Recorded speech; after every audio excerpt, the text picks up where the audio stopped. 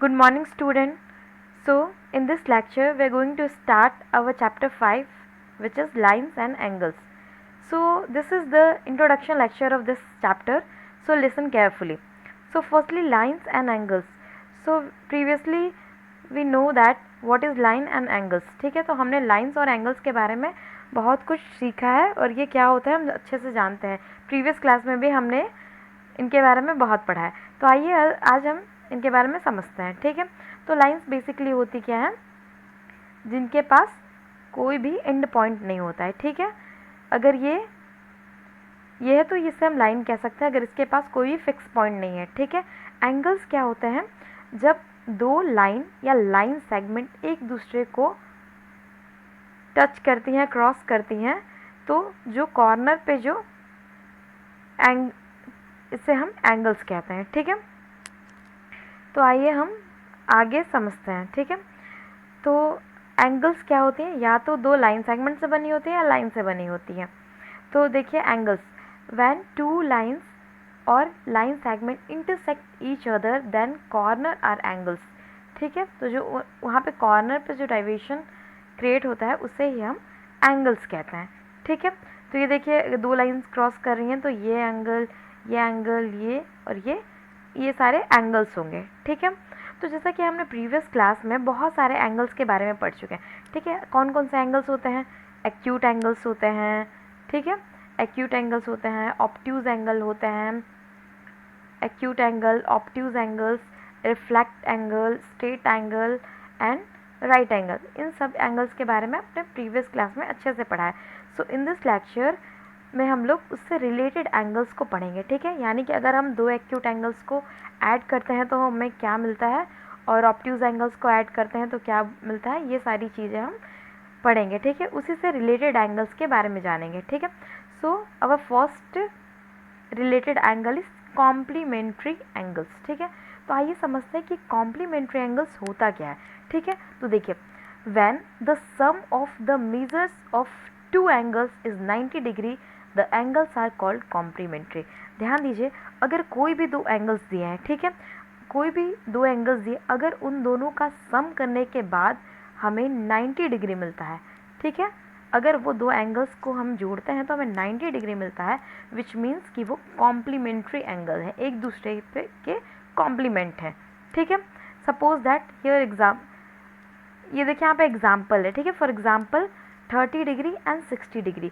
Van we are going to add the 30 degree plus 60 degree is equal to 90 degree. So this both angle are complement to each other. ठीक है, अब देखिए complement angle कैसे helpful है ये ध्यान से देखिए. ठीक है, सपोज हमें कोई बोलता है कि दो एंगल्स गिवन है, दोनों एक दूसरे के कॉम्प्लीमेंट्री है. ठीक है, we have given two angles, हम जानते नहीं हैं वो एंगल्स क्या है, दोनों एक दूसरे के कॉम्प्लीमेंट्री है, और एक एंगल हमें गिवन है 30 डिग्री. ठीक है, एक एंगल कितना गिवन है हमें, 30 डिग्री. तो बताइए कि दूसरा एंगल कितना होगा. ठीक है, तो हम क्या करेंगे, one angle is 30 degree, second angle हमें नहीं पता है तो हम लेट कर लेंगे कि वो x है. ठीक है, is equal to 90 degree. Y 90 degree, because we know कि दो कॉम्प्लीमेंट्री एंगल का सम ऑलवेज 90 डिग्री होता है. ठीक है, तो अब इससे हम क्या करेंगे, x की वैल्यू निकाल लेंगे.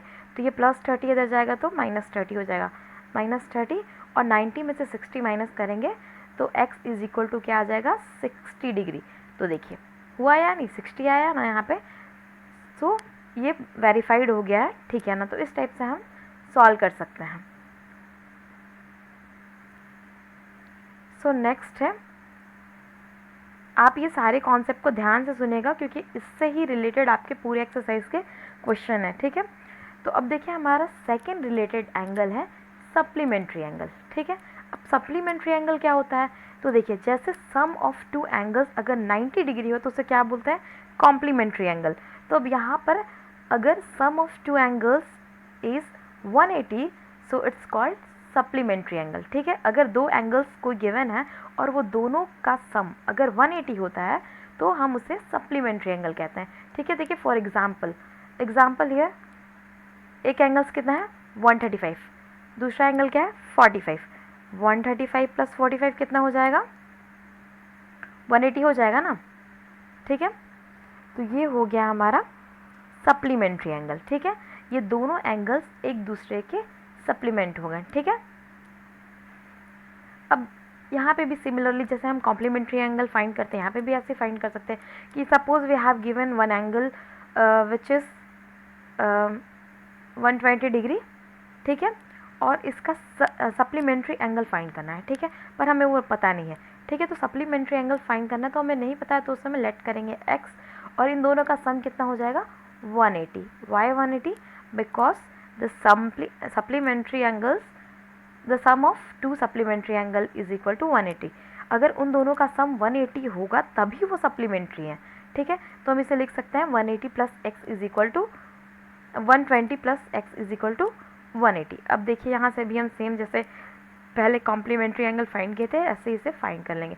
तो 180 माइनस 120 इज इक्वल टू कितना हो जाएगा 60 डिग्री, ठीक है। तो यानी कि 120 और 60 डिग्री एक दूसरे के क्या है, सप्लीमेंट्री एंगल है।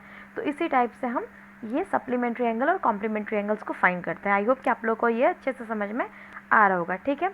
तो अब हमारा थर्ड रिलेटेड एंगल है एडजेसेंट एंगल, ठीक है। अब देखिए एडजेसेंट एंगल होता क्या है, ठीक है। तो जैसे कि बुक है एक, ठीक है, आपके पास बुक है, आपने बुक ओपन किया है, ठीक है। अगर आप ऐसे बुक को ऐसे स्ट्रेट रख के उसको ओपन करते हैं, ठीक है, लाइक दिस, ठीक है, ये मान लीजिए बुक है, आपने इसे ऐसे खोला है, तो ये जो एंगल्स है ना, इनके पेजेस के बीच में दो एंगल्स है, उसे हम एडजेसेंट एंगल बोलेंगे, ठीक है। जैसे कि एग्जांपल देखिए ध्यान से, यहाँ पे दो लाइंस है और उसके बीच में एक और लाइन जा रही है, तो इस एंगल्स को हम, ये दोनों एंगल एक दूसरे के एडजेसेंट एंगल होंगे, ठीक है। आई बात समझ में, जिसमें देखिए एडजेसेंट एंगल में ऑलवेज वर्टेक्स कॉमन होता है और एक आर्म्स, ये वाला आर्म, ठीक है, एक आर्म ऑलवेज कॉमन होता है दोनों में, ठीक है, लेकिन दो पॉइंट ऑफ आर्म्स डिफरेंट होते हैं, ठीक है, ये दोनों कॉमन नहीं होते हैं। आई बात समझ में। तो ये हो गया हमारा एडजेसेंट एंगल्स, ठीक है। अब हमारा नेक्स्ट है लीनियर पेयर, ठीक है। हमारा फोर्थ रिलेटेड एंगल क्या है, लीनियर पेयर।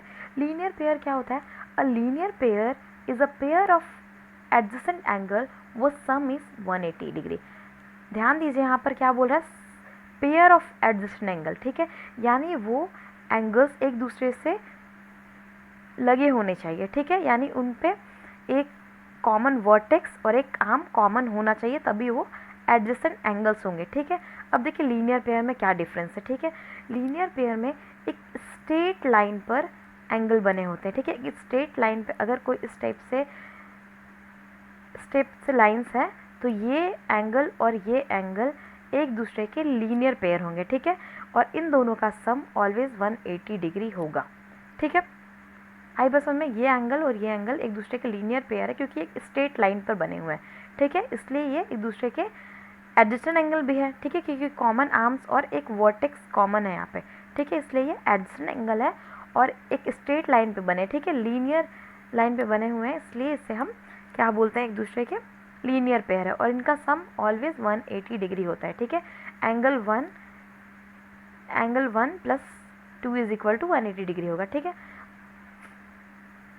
इसका एक और कॉन्सेप्ट है समझने के लिए कि मान लीजिए आपके पास, हम जानते हैं कि एक टोटल एंगल कितना होता है 360 होता है। अगर हम एक स्ट्रेट लाइन लेते हैं तो इधर और इधर सबको मिलाकर ये कितना हो जाएगा 360 डिग्री हो जाएगा।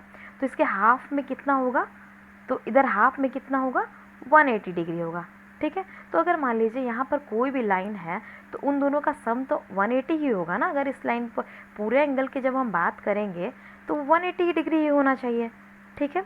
तो इस कॉन्सेप्ट से भी हम इसे समझ सकते हैं कि एक स्ट्रेट लाइन के एक साइड पर बने एंगल ऑलवेज 180 डिग्री होते हैं, ठीक है, क्योंकि एक साइड 180 होंगे, दूसरी साइड 180, तभी तो सब मिलकर 360 होंगे ना, एक कंप्लीट एंगल बनाएंगे, ठीक है। तो अब हमारा फिफ्थ रिलेटेड एंगल है और ये लास्ट रिलेटेड एंगल है, वो है वर्टिकली अपोजिट एंगल्स, ठीक है। अब ध्यान दीजिए वर्टिकली अपोजिट एंगल्स क्या होता है, ठीक है। अपोजिट का मतलब तो आप अच्छे से समझते हैं, सामने की एंगल्स, ठीक है। अब वर्टिकली अपोजिट क्या होता है, एक दूसरे से अपोजिट। सपोज दो लाइंस एक दूसरे को क्रॉस कर रही हैं, ठीक है, तो यहाँ एंगल 1 और 3 एक दूसरे के वर्टिकली अपोजिट है, ठीक है। अगर दो लाइन एक दूसरे को क्रॉस करती हैं तो ये एंगल और ये एंगल एक दूसरे के वर्टिकली अपोजिट होंगे, वैसे ही ये एंगल और ये एंगल एक दूसरे के वर्टिकली अपोजिट होंगे, ठीक है। तो ये ध्यान दीजिएगा, when two lines intersect the vertically opposite angles so form are equal.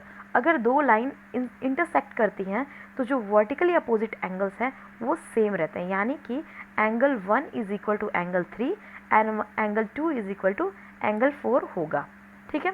तो ये कुछ बेसिक कॉन्सेप्ट हैं, ठीक है, जो आपको हेल्प करेंगे एक्सरसाइज को सॉल्व करने के लिए, ठीक है। तो आज के लिए इतना ही। आई होप कि आप लोग को ये सारे टर्म्स रिलेटेड एंगल समझ में आ गए होंगे। तो अब मिलते हैं नेक्स्ट लेक्चर में, और हम नेक्स्ट लेक्चर में अपने एक्सरसाइज को स्टार्ट करेंगे, ठीक है। तो आज के लिए इतना ही।